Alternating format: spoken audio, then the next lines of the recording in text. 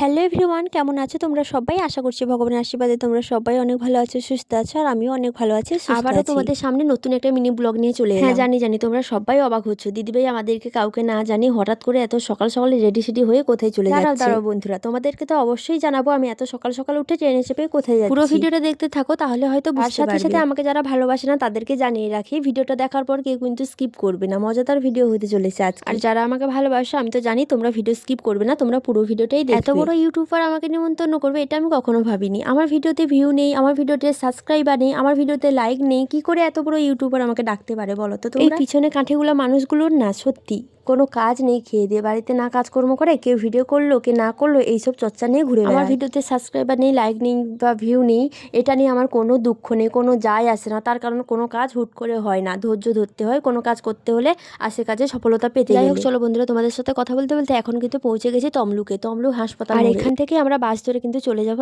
এত বড় একটা ইউটিউবারের বাড়ি। চলে এলাম সেই ইউটিউবারের বাড়িতে, এসেই কিন্তু সোনামাকে নিয়ে নিয়েছি। সোনামা তো ভীষণই খুশি, তোমরা দেখেই বুঝতে পারছো ও কত না কথা বলছে। অনেকেই আছো সোনামাকে দেখে কিন্তু চিনতে পেরে গেছো, যারা যারা এখনো বুঝতে পারোনি, আমার ব্লগ ভিডিও দেখতে চাও তারা কিন্তু চ্যানেলটিকে সাবস্ক্রাইব করে পাশে থেকো। সবাইকে